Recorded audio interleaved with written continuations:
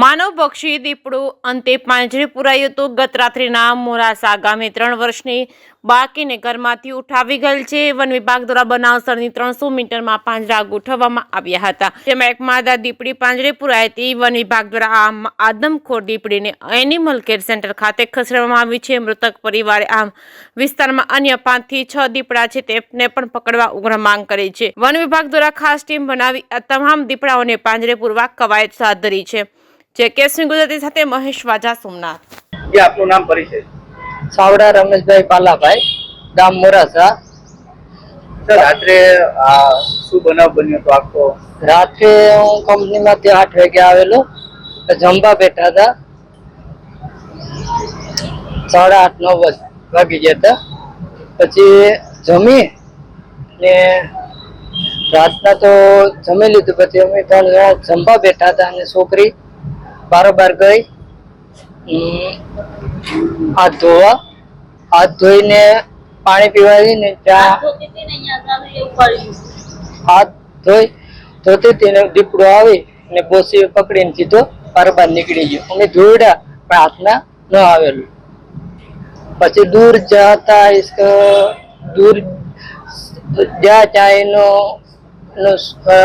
પાછળની સોણી મળી। પછી થોડા ખાલા ને એનું ખૂન મળ્યું। પછી વિભાગને કેટલા વાગે તમે જાણ કરી છે? 11:30 વાગે જાણ કરી। ડેડ બોડી કેટલા વાગે સવારે મળી છે? 7 વાગે। આખી રાત શોધ કરી। મારું નામ K D Pampaniya, range forest officer, Veraval normal range Veraval. Sir ગઈકાલે મોરાસા ગામની અંદર આ દીપડાનો હુમલો સામે આવ્યો છે, બાળકીનું મોત થયું છે, શું છે આખી વિગત? ગઈકાલ તારીખ 13/4/2025 ના રોજ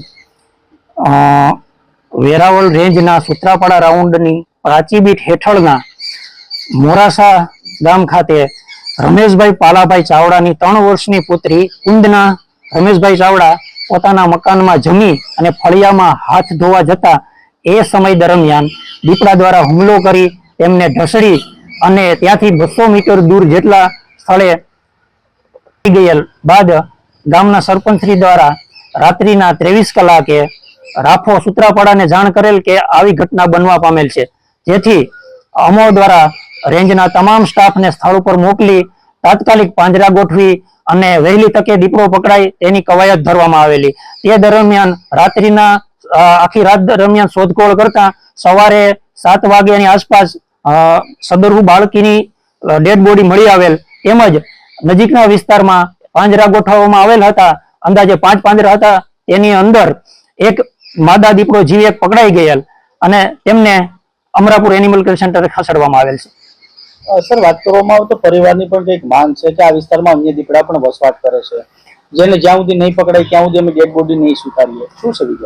જી, તેઓ ડેડ બોડી પીએમ અર્થે સિવિલ હોસ્પિટલ સુત્રાપાડા ખાતે લઈ આવેલ।